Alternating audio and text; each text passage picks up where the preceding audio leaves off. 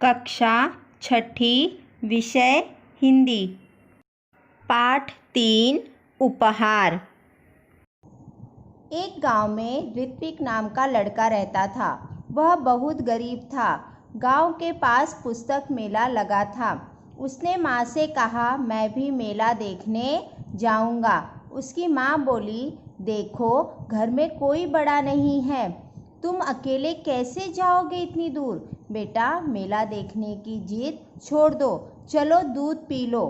अपनी माँ की बात सुनकर ऋत्विक उदास हो गया और पेड़ के नीचे जा बैठा। एक गांव में बच्चों एक ऋत्विक नाम का लड़का रहता था। एक दिन उसके गांव में एक पुस्तक मेला यानी बुक एग्जीबिशन लगा हुआ था। वह ऋत्विक जो था उसे वह एग्जीबिशन देखने जाना था, लेकिन उस दिन उसके घर पर कोई बड़ा नहीं था जिसके साथ वह बुक एग्जीबिशन में जा सके, पुस्तक मेला देखने जा सके, जिसकी वजह से उसकी माँ ने उसे अकेले वहाँ जाने से मना कर दिया। वहाँ न जाने की वजह से वह थोड़ा उदास हो गया और फिर वह एक पेड़ के नीचे जा बैठा। अचानक उसकी दृष्टि यानी होता है नज़र, दूर पेड़ों के पीछे गई जहाँ बहुत तेज रोशनी थी। वह उठकर वहाँ गया। वहाँ सुनहरे पंखों वाली एक परी खड़ी थी। ऋत्विक ने हैरान होकर उस परी से पूछा, तुम कौन हो? वह बोली, मैं परी हूँ, लेकिन तुम यहाँ उदास क्यों बैठे हो? वह अपने माँ के मना करने पे थोड़ा उदास हो गया था और एक पेड़ के पास जाके बैठ गया था। अचानक से उसकी नज़र एक पेड़ के पीछे जाती है। देखता है तो वहाँ पे बहुत तेज उजाला रोशनी रहती है। जब वो वहाँ पर जाकर देखता है तो उसे वहाँ पर एक सुनहरे पंखे, सुनहर मतलब होता है गोल्डन कलर, गोल्डन पंखों वाली एक परी रहती है। ऋत्विक जो है उस परी को देखकर बहुत हैरान हो जाता, बहुत आश्चर्य में पड़ जाता है और उससे पूछता है कि आप कौन हो? तो वह बताती है कि वह एक परी है। और फिर परी उस ऋत्विक से पूछती है कि बेटा, आखिर तुम यहाँ पे इस पेड़ के नीचे इस तरह से उदास क्यों बैठे हो? परी का प्रश्न सुनकर ऋत्विक की आंखों में आंसू आ गए। जैसे बच्चों कभी कभी तुम बहुत इमोशनल रहते हो, नाराज रहते हो और कोई तुमसे कुछ तुम्हारी वजह पूछता है तो तुम्हारी आंखों में भी आंसू आ जाते हैं। तो ठीक उसी तरह से जब परी ऋत्विक से उसकी उदासी का कारण पूछते हैं तो उसकी आंखों से आंसू बहने लगते हैं। वह बोलता है कि मैं अपने दोस्तों के साथ पुस्तक मेला देखना और पुस्तकें खरीदना चाहता हूँ। यह कहकर ऋत्विक खामोश हो गया। खामोश होना मतलब चुप हो जाना। वह बताता है कि उसे पुस्तक मेला देखने जाना था और वहाँ से वह पुस्तकें खरीदना चाहता था, लेकिन उसकी माँ के मना करने के कारण वह वहाँ पर न जा सका, जिसके कारण वह उदास बैठा था और इतना बताकर वह एकदम चुपचाप बैठ जाता है। तब परी बोली, इसमें दुख की क्या बात है? यह समझ लो तुम्हारी मदद करने के लिए ही मैं आई हूँ। ऐसा मैं तभी करूँगी जब तुम मेरी परीक्षा में उत्तीर्ण हो जाओगे। उत्तीर्ण मतलब होता है पास होना। उसने कहा कि कोई बात नहीं, तुम्हें पुस्तक मेला देखने जाना है तो ठीक है, मैं तुम्हारी मदद ज़रूर करूँगी वहाँ पर जाने के लिए, लेकिन उससे पहले तुम्हें मेरी एक परीक्षा देनी होगी। अगर तुम मेरी उस परीक्षा में पास हो जाओगे तो मैं तुम्हें पुस्तक मेला देखने जाने में तुम्हारी मदद अवश्य करूँगी। कौन सी परीक्षा? ऋत्विक ने पूछा। परी ने कहा, बता दिया तो। परीक्षा कैसी? वह पूछता है कि कैसी परीक्षा आप मेरी लेना चाहती हैं? तो परी कहती है कि अरे, जब अगर मैंने तुम्हें बता ही दिया तो उस परीक्षा का अर्थ क्या हो जाता है? जैसे बच्चों एग्ज़ाम तुम्हारी होती है, क्या तुम्हें पता होता है एग्ज़ाम में क्या आने वाला है? नहीं ना। तो ठीक उसी तरह से परी भी उसे नहीं बताती है कि वह उसकी किस तरह से परीक्षा लेना चाहती है। ठीक है, ऐसा कहकर ऋत्विक वहाँ से चला गया। अभी वह कुछ ही दूर गया था कि उसे रास्ते में गिरी हुई एक पोटली मिली। ऋत्विक को यह विश्वास हो गया कि लाल रंग की इस मखमली पोटली में कोई कीमती चीज़ होगी। उसने उसे खोलना चाहा, फिर सोचने लगा, जब यह मेरी नहीं है तो इसे खोलने का मुझे हक नहीं है। ऋत्विक ने पोटली नहीं खोली। तो बच्चों जब वह परी से बात करके रास्ते में जा रहा था तो अचानक उसे एक रास्ते में एक पोटली गिरी हुई मिली।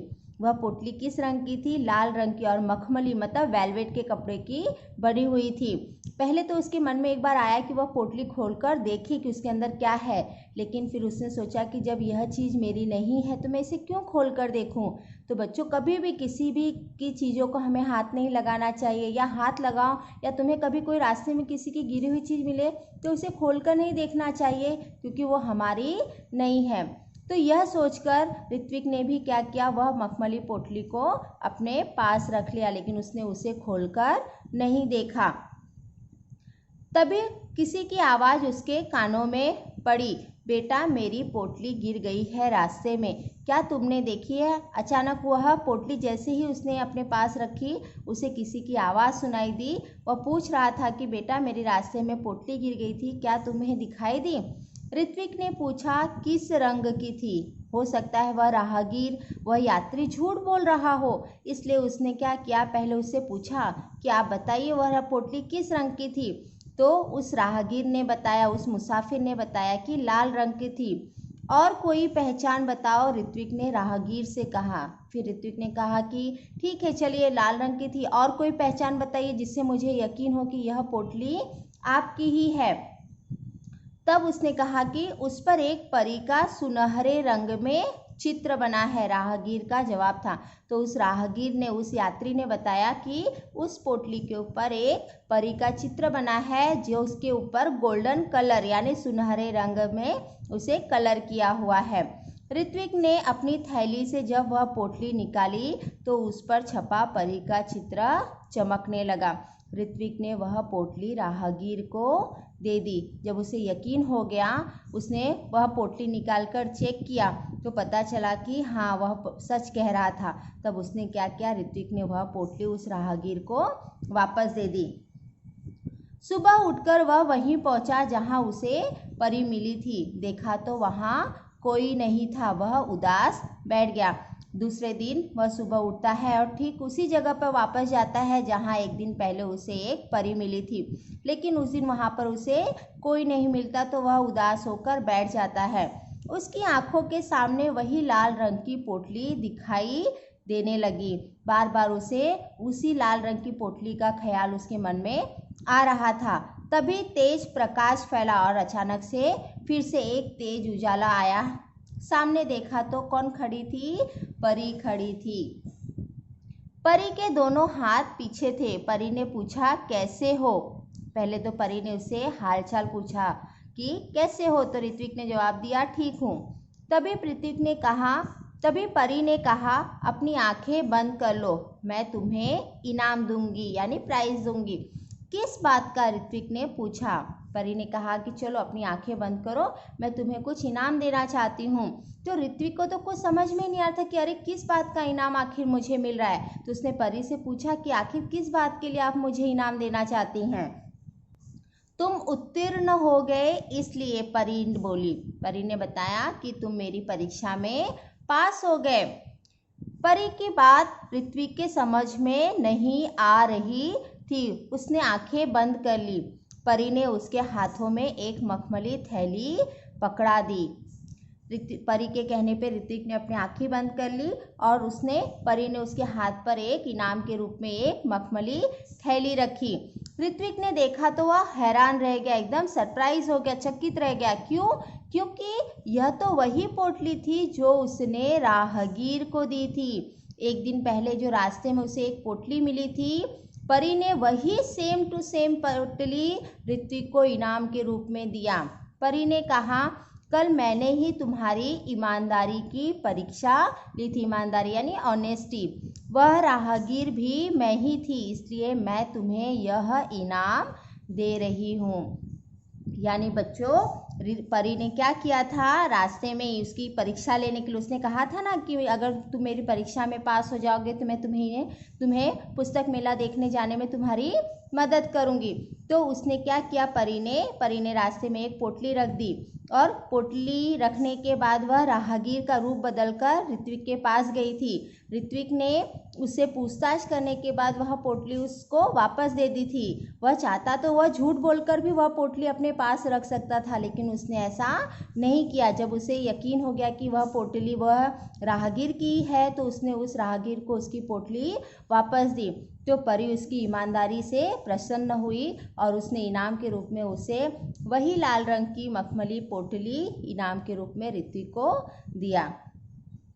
परी ने ऋत्विक को समझाया, ईमानदार व्यक्ति के जीवन में किसी भी वस्तु की कमी नहीं होती। जाओ, अब तुम्हें मनचाही वस्तु मिलेगी। उसने कहा कि हमेशा हमें ईमानदार व्यक्ति जो होते हैं, जो व्यक्ति हमेशा ऑनेस्टी से काम करते हैं, उनके जीवन में कभी भी किसी चीज़ की कमी नहीं होती और उनका जीवन हमेशा अच्छे से चलता है। और उसने कहा कि अब तुम इसे लेकर अपने घर जाओ और देखना, तुम जो भी चाहोगे, तुम्हारी जो मनचाही वस्तु है, तुम्हें ज़रूर मिल जाएगा। खुशी से उसकी आंखें भर आई, वह बहुत खुश हो गया। उसने परी का धन्यवाद किया। लाल मखमली पोटली ऋत्विक ने अपनी माँ को दे दी। उसे समझ में नहीं आया कि उसका बेटा उसे क्या दे रहा है। वह घर जाता है और वह लाल रंग की पोटली जो उसे इनाम के रूप में मिली थी, वह ले जाकर वह अपनी माँ को देता है। जब माँ वह पोटली खोलने लगी तब वह पोटली कई गुना बड़ी हो गई। उसमें से सुंदर सुंदर पुस्तकें बाहर निकल आई। पुस्तकों का ढेर देखकर माँ चकित रह गई। माँ के पूछने पर ऋत्विक ने सब कुछ बता दिया। जैसे ही घर जाने पे उसकी माँ ने वह पोटली खोली तो उसके अंदर से ढेर सारी पुस्तकें निकली और उसकी माँ देखकर एकदम हैरान रह गई, सरप्राइज रह गई कि अरे आखिर ये क्या हो रहा है। तब उसने अपनी माँ को पूरी कहानी बता दी। अब ऋत्विक ने मित्रों के लिए अपनी बहन कृतिका की सहायता से पुस्तकालय खोला। उसने क्या किया, उन पुस्तकों से अपनी बहन की मदद ली। उसकी बहन का नाम रहता है कृतिका और एक लाइब्रेरी पुस्तकालय बनाता है वहाँ, जहाँ पर सभी बच्चे आकर अपनी मनपसंद पुस्तकें पढ़ने लगे। उनको पूरा गांव पुस्तक मित्र के नाम से जानने लगा। अब गांव में सारे लोग उन्हें पुस्तक मित्र के नाम से भी जानने लगे थे। ऋत्विक ने पुस्तकालय को ही अपने जीवन का ध्येय बना लिया। ध्येय यानी लक्ष्य, एम। उसका सारा समय पुस्तकों के बीच बीतने लगा। वह हर समय पुस्तकों के बीच में ही रहता था। एक दिन पुस्तक पढ़ते पढ़ते ऋत्विक की आंख लग गई। देखता क्या है कि पुस्तकें उससे बातें कर रही है। एक दिन वह पुस्तक पढ़ते पढ़ते सो जाता है तो उसे सपने में पुस्तक मिलती है और वह पुस्तक उससे कहती है कि उसमें से एक पुस्तक ने पूछा, ऋत्विक, अगर तुम अपने जीवन में बड़े आदमी बनोगे तो क्या तुम हमारा साथ छोड़ दोगे, हमें भूल जाओगे? उसने कहा कि मान लो तुम जीवन में अगर बहुत बड़े आदमी बन गए तो क्या तुम मेरा साथ छोड़ दोगे, मुझे तो भूल जाओगे? तब ऋत्विक कहता है कि नहीं नहीं, अब तो तुम ही मेरे साथी हो, मित्र हो। तभी किसी ने दरवाजे की घंटी बजाई और उसकी नींद टूटी। जागने पर वह देर तक सोचता रहा कि आगे चलकर वह बहुत बड़ा सा पुस्तक भंडार खोलेगा। उसने कहा कि मतलब कि आगे से पुस्तक को उसने जवाब दिया कि वही उसका सच्चा मित्र है, सच्चा दोस्त है। और उसने मन में यह भी सोचा कि वह आगे चलकर बहुत बड़ा पुस्तक भंडार खोलेगा। तो बच्चों, इस पाठ में यह सीख मिलती है कि हर मनुष्य को अपने जीवन में अपना सबसे सच्चा दोस्त किसे बनाना चाहिए?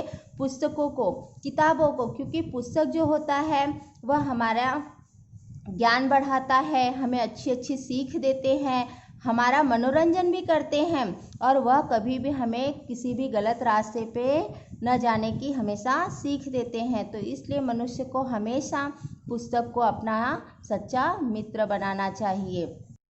धन्यवाद।